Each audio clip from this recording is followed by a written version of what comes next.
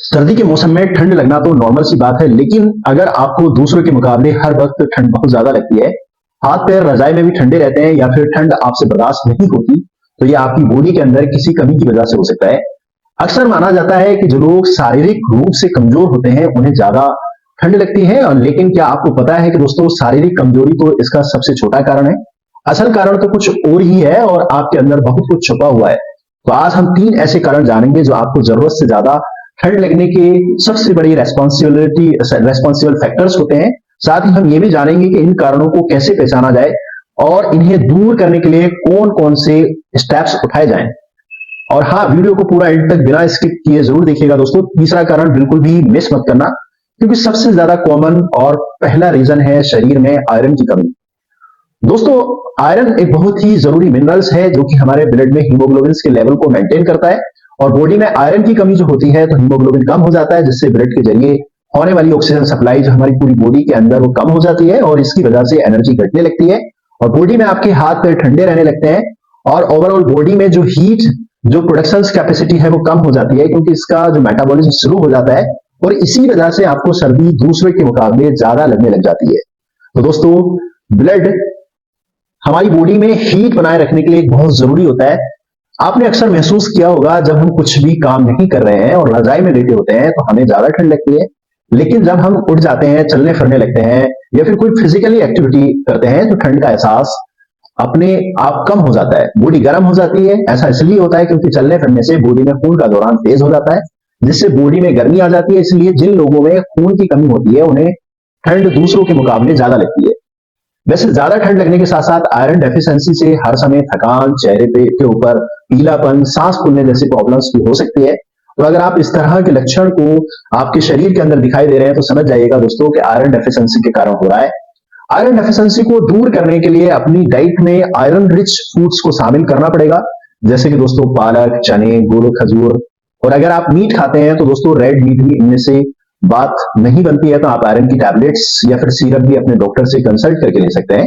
ये एक अच्छा तरीका अपने आयरन को, खून को बढ़ाने का। एक इंपॉर्टेंट बात याद रखिएगा दोस्तों, आयरन को एब्जॉर्ब करने के लिए विटामिन सी भी बहुत जरूरी है, इसलिए अगर आप आयरन रिच फूड्स ले रहे हैं तो आप इसके सप्लीमेंट्स ले रहे हैं तो इसके साथ विटामिन सी रिच फूड जैसे नींबू या फिर संतरा वगैरह का जूस जो आप जरूर लेना चाहिए। दूसरा कॉमन कारण जो बॉडी में दोस्तों सर्दी यानी कि B12 की कमी होना। जी हाँ दोस्तों, विटामिन B12 की कमी होने से भी आपको ठंड का एहसास ज्यादा होता है। दरअसल आयरन ही एक तरह का B12 भी आपकी बॉडी में ऑक्सीजन की सप्लाई को और सिस्टम्स को डायरेक्टली इम्पैक्ट करता है। दोस्तों, B12 एक बहुत ही जरूरी न्यूट्रिएंट है, एक ऐसा विटामिन है जो हमारी बॉडी में खून बनाने के लिए काम आता है, और जब B12 की कमी हमारी बॉडी में हो जाती है तो खून में आरबीसी कम होने लग जाती है, जिससे कि बॉडी में हीट को जनरेट करने में वीक हो जाती है और आपको ठंड ज्यादा लगती है। इसके अलावा B12 की कमी से हाथ और पैरों में झंझनाहट होना, और दोस्तों साथ ही साथ सुई या चींटी जैसे चलने का एहसास होना, या बिना कुछ करे बहुत ज्यादा थकान महसूस होना, ये लक्षण जो आपको B12 की कमी से हो सकते हैं। और इसी के साथ कभी कभी दोस्तों कंसंट्रेट करने में प्रॉब्लम्स हो जाना, मेमोरी का कमजोर हो जाना, कुछ ऐसे लक्षण जो B12 की कमी से हो सकते हैं। B12 को पूरा करने के लिए आपको अपनी डाइट में दोस्तों दूध और डेयरी प्रोडक्ट जैसे पनीर, दही, चीज वगैरह आपको जरूर लेना चाहिए, या फिर बॉइल्ड एग्स भी आप खाएं। फोर्टिफाइड्स खाएं, या फिर नॉन वेजिटेरियंस हैं दोस्तों, उसमें चिकन, फिश, रेड मीट भी आप हफ्ते में 2 से 3 बार जरूर खाएं। सभी चीजों में विटामिन B12 बहुत ही रिच होता है। वैसे अगर आपको लगता है कि अपनी डाइट में ये सभी चीजें आपको रेगुलरली लेना मुश्किल हो जाता है, या फिर सिम्टम्स आपको बहुत ज्यादा सीवियर है, तो ऐसे में B12 की सप्लीमेंट्स भी ले सकते हैं। अगेन फुल प्रूफ तरीका अपने B12 को मेंटेन करने के लिए दोस्तों आपको तीसरा जो सबसे इंपॉर्टेंट जो रीजंस, जैसे एक्चुअल में सबसे ज्यादा ठंड लगने लगती है और अचानक से लगने लगती है, तो इसमें हाइपोथायरॉयडिज्म यानी कि दोस्तों थायराइड की कमी हो जाना। अगर आप पहले तो ठंड का मौसम एंजॉय करते थे और जब कोई ज्यादा ठंड नहीं लगती थी, लेकिन कुछ सालों से आपको ठंड बहुत ज्यादा लगने लगी है या फिर अनकंफर्टेबल फील होने लग जाता है, तो थायराइड की कमी की वजह से आपको हो सकता है। हाइपोथायरॉयडिज्म दरअसल एक ऐसी कंडीशन है जिसमें आपका थायराइड ग्लैंड ठीक से काम नहीं करता और बॉडी में जो थायराइड हार्मोन की कमी होने लगती है। थायराइड हार्मोन मेटाबॉलिज्म को रेगुलेट करता है, और आसान भाषा में कहें तो बॉडी की अंदरूनी फैक्ट्री में जो फ्यूल बर्न्स होता है ये हार्मोन रेगुलेट करता है। जब दोस्तों थायराइड हार्मोन कम हो जाता है तो हमारी बॉडी में सही से नहीं बनता है, तो आपके मेटाबॉलिज्म जो कि स्लो हो जाता है, जिसकी वजह से बॉडी हीट को कम पैदा करती है, आपको हर वक्त ठंड महसूस होती है और हाथ पैर ठंडे रहते हैं। हाइपोथायराइडिज्म के कुछ कॉमन सिम्टम्स होते हैं जो आपको इससे होने का अंदाजा दिला सकते हैं। फॉर एग्जाम्पल, बिना ज्यादा खाए पिए अगर आपको बहुत ज्यादा वजन बढ़ रहा है, बाल झड़ने लगे हैं, पतले होने लगे हैं, हर वक्त आपको थकान महसूस होती है, ज्यादा ठंड लग रही है, तो हाइपोथायराइडिज्म की तरफ साफ साफ इशारा करता है। वैसे सबसे बड़ा सवाल यह है दोस्तों, अगर आपको थायराइड प्रॉब्लम हो गई है तो इसका सोल्यूशन असल में क्या है? तो देखिए, हाइपोथायराइडिज्म एक मेन कॉज होता है आयोडीन और सेलेनियम की। तो आप अपनी डाइट में ऐसी चीजों को जरूर शामिल कीजिएगा जो दो न्यूट्रिशंस में रिच होते हैं, जैसे फॉर एग्जांपल आयोडीन और आयोडाइज्ड।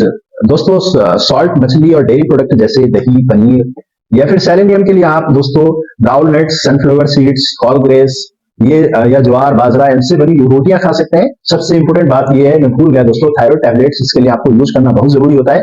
अगर आपके अंदर थायराइड डिस्फंक्शंस है, रिपोर्ट्स आपको ये क्लियर कट बता रही है कि आपने डॉक्टर से एक बार कंसल्ट जरूर कर लें। इसके लिए अपनी रिपोर्ट्स के हिसाब से भी जो प्रिस्क्राइब्ड मेडिसिन है आपको देते हैं, तो उसको चालू करना भी फौरन शुरू कर दीजिएगा, अदरवाइज आपको प्रॉब्लम्स आगे चल के और ज्यादा हो सकती है।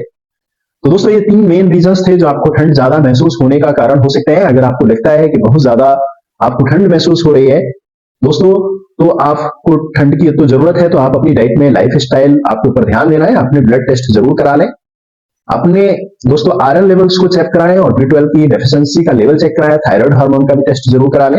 आपको ये वीडियो यूजफुल लगी है, लाइफ अगर अच्छी लगी है तो लाइक करें, शेयर करें, और दोस्तों फैमिली के साथ जरूर शेयर कीजिएगा। सर्दी में ज्यादा ठंड से परेशान रहते हैं, या फिर अगर दोस्तों आपने मेरा चैनल सब्सक्राइब नहीं किया तो फटाफट से सब्सक्राइब कर लीजिएगा, बेल आइकन प्रेस कर लीजिएगा, ताकि आने वाले समय में इसी तरह की इंफॉर्मेटिव वीडियो आपको मिलती रहे। दोस्तों, अब मुझे इजाजत दीजिएगा, मिलते हैं नेक्स्ट इंफॉर्मेटिव वीडियो में। तब तक आप हंसते रहिएगा, मुस्कुराते रहिएगा, और आप दोस्तों हिमालयन आयुर्वेदा के जितने भी वीडियोस हैं उनको देख के अपने हेल्थ और वेलनेस को अच्छा रखिएगा। अगर कोई मन में शंका है तो कमेंट्स करिएगा। मिलते हैं नेक्स्ट इंफॉर्मेटिव वीडियो।